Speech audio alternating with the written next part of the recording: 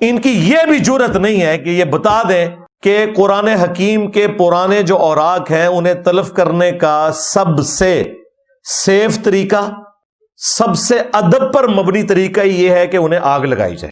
السلام علیکم ورحمۃ اللہ وبرکاتہ۔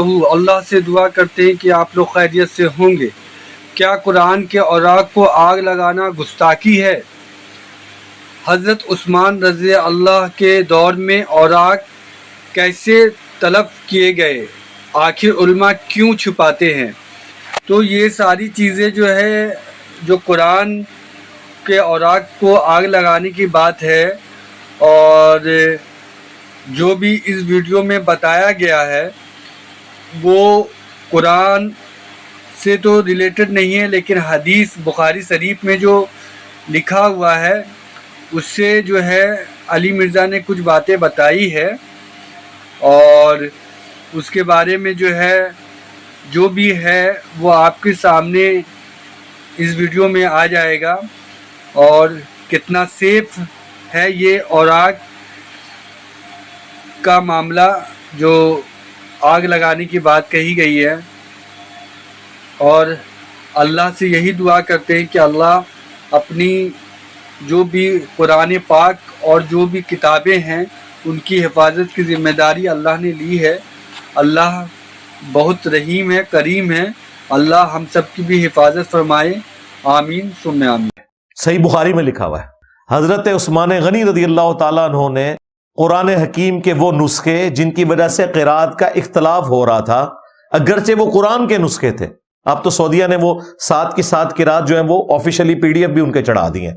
غلط نہیں، قرآن 7 قرات میں نازل ہوا ہے، بخاری مسلم میں حدیث موجود ہے، لیکن وہ نسخے جو نیو مسلمز تک جب پہنچے تو انہیں وہ الفاظ کا فرق لگ رہا تھا، تو سیدنا عثمان نے ان نسخوں کو ریٹریو کیا اور صرف قریش کی قرات جو ہے اسے آگے پروپیگیٹ کیا ریٹن فارم کے اندر۔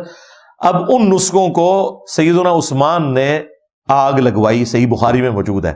غلط نسخے نہیں تھے، آج کی ڈیٹ میں بھی صحیح ہیں، یہ حدیث بخاری کی نہیں بتاتے، اور آپ کو انہوں نے اس تکلف میں ڈالا ہوا ہے کہ کئی لوگ بےچارے قبریں کھود کے پرانے نسخے دفنا رہے ہوتے ہیں، کئی لوگ بےچارے دریا میں جا کے بہا رہے ہوتے ہیں۔ یہاں یہ ساتھ یہ دریائے جہلم واکنگ ڈسٹنس پہ ہے، پانی جب خشک ہوتا ہے نا، اور عموماً خشک ہی رہتا ہے، بہت کم ہی پانی بہتا ہے کیونکہ پیچھے منگلا ڈیم بنا ہوا ہے، تو وہ سارے کے سارے جو اوراق ہیں نا وہ کنارے پہ آئے ہوتے ہیں، بے ادبی ہو رہی ہوتی ہے۔ اگر پانی میں بھی بہانا ہے تو اس کا طریقہ یہ ہے کہ کسی بوری میں بند کر کے اس میں کوئی بھاری پتھر رکھیں اور اس کا منہ اوپر سے بند کر کے کشتی کے ذریعے جا کے نا ڈیپ واٹر میں اسے پھینکے تاکہ وہ پیندے میں بیٹھ جائے۔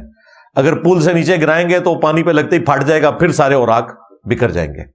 اور وہ کوئٹہ میں آپ نے دیکھا ہے ایک بھائی نے پورا ایک پہاڑ کے اندر ٹنل کھودی ہوئی ہے جس کے اندر وہ قرآن پاک رکھی جا رہا ہے، اور لوگ رشک کرتے ہیں جی پتہ نہیں اس نے کون سا نیکی کا کام کر دیا ہے۔ بھائی اپنے آپ کو تکلف میں ڈالا ہوا ہے، اور کیا ہے، اس کی بجائے آگ لگا دی جائے، لیکن کسی کے سامنے نہیں لگانی، ہاں یہ ذہن میں رکھیے گا، ورنہ تو گئے۔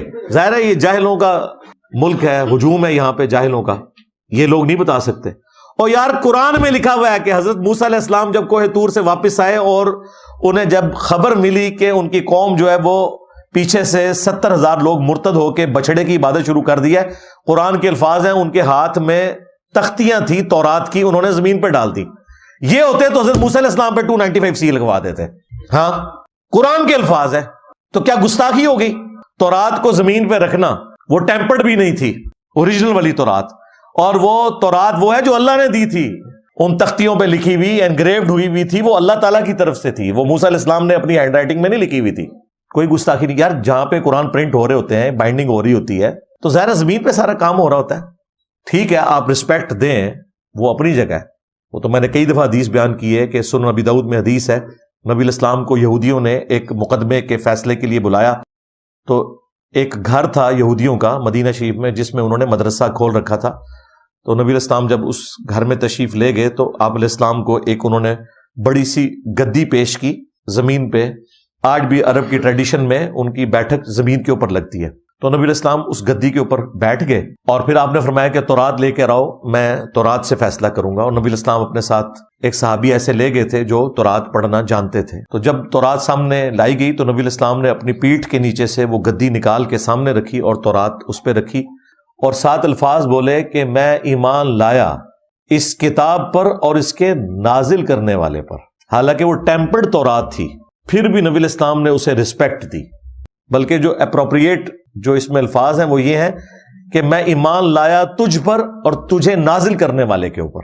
تو یہ رسپیکٹ اپنی جگہ ہے. ویسے ہی یہاں کے مسلمان ہوتے ہیں تو وہ گدی بھی نہ نکالنے دیتے، کیونکہ آپ نے دیکھا کہ ہمارے جو یہ پنجاب میں تو یہ بوڑھیاں تکیے پہ نہیں بیٹھنے دیتی ہیں، کیونکہ ہم نے اس پہ قرآن رکھ کے پڑھنا ہوتا ہے. تو نبی الاسلام تو بیٹھے ہوئے تھے، تو آپ نے اپنی پیٹھ کے نیچے نکال کے اس کے پہ کتاب رکھی ہے، تو گستاخی تو نہیں ہوگی. رسپیکٹ اپنی جگہ ہے. لیکن اگر کوئی زمین پہ بھی رکھتا ہے، آپ گستاخی کا فتویٰ کیسے لگا سکتے ہیں اس کے اوپر؟ ورنہ قرآن کھولیں اور پھر لگائیں فتویٰ. پھر سیدنا موسیٰ کے اوپر خالی فتویٰ نہیں لگے گا، ہاں قرآن کے اوپر بھی فتویٰ لگے گا. اور نعوذ باللہ یہ فتویٰ اللہ تعالیٰ تک چلا جائے گا. اللہ تعالیٰ نے اسے انڈورس کیا ہوا ہے. ان کی یہ غلطی نہیں کوئی ہائی لائٹ کی ہے. تو چونکہ لیک آف نالج ہے، نہ انہوں نے قرآن پڑھا ہوا نہ سنت. اب مجھے بتائیں، اگر میں اس طرح کی بقول ان کے بہکی باتیں کر رہا ہوں، تو یہ باتیں میں نے کوئی گھر بیٹھ کے تو نہیں لکھی ہیں. میں نے اسی قرآن میں سے، اسی بخاری میں سے، اسی سنن نبی داؤد میں سے حدیثیں آپ کو بیان کر رہا ہوں جو ان کے مدارس میں شوکیسوں میں رکھی ہوئی ہیں، اور دعوے دار ہیں ہم کسٹوڈین ہیں قرآن و سنت کے. نہ سوئے تو ہیں تو اڑا کے لینا دینا قرآن و سنت میں. تم لوگ بابوں کے پجاری ہو. تم نے تعلیمات ہی بزرگوں کی سکھائی ہیں. اخبار میں نام اللہ تعالیٰ اور ہمارے نبی کا ہوتا ہے، کچھ لوگ اس کو جلا دیتے ہیں. بڑی نیکی کا کام کرتے ہیں جی، جلا دیتے ہیں.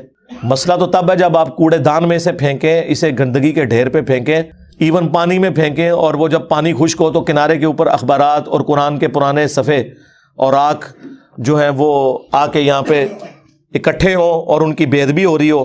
ورنہ ہمارا یہ جہلم شہر سے دریا جو گزر رہا ہے، جب پانی یہاں پہ خشک ہوتا ہے پیچھے ڈیم میں وہ روک لیتے ہیں، تو کئی قرآن کے صفحات کنارے پہ آ جاتے ہیں. جو اوپر سے لوگ سمجھتے ہیں کہ ہم نے اب قرآن کے صفحات پھینک دیے دریا کے اندر تو بس یہ ہمارا اب کام ہو گیا. نہیں، اس طرح تو نہیں ہوگا.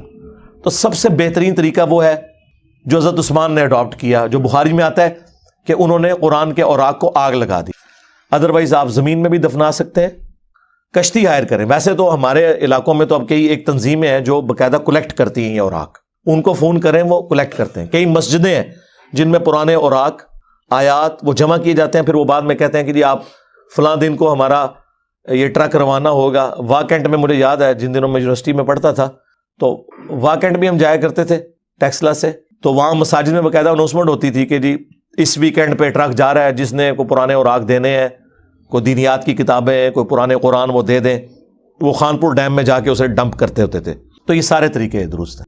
دفنانا بھی درست ہے، لیکن دفنانے میں بھی قبرستان میں اب مردوں کے لیے جگہ کوئی نہیں رہی ہے، تو آپ نے کہاں سے ان کو صفحات کو دفنانا ہے؟ وہ بھی کل کو کوئی قبر کھودی پھر قرآن نکل آئے گا اس میں سے، اور مصیبت کھڑی ہو جائے گی. پاکستان میں تو کتنی مصیبتیں انتظار میں ہوتی ہیں آپ کے کہ آپ کو جنت میں پہنچا دیں. ہاں، اس لیے خدا کا نام ہے، یہ اتنا خطرناک معاملہ ہے، خطرناک سے بھی اگلا ورژن، کہ آپ کی کانپیں ٹانگیں گی، یعنی آپ کی ٹانگیں کانپیں گی. تو اس لیے معاملات کو دیکھ بھال کے چل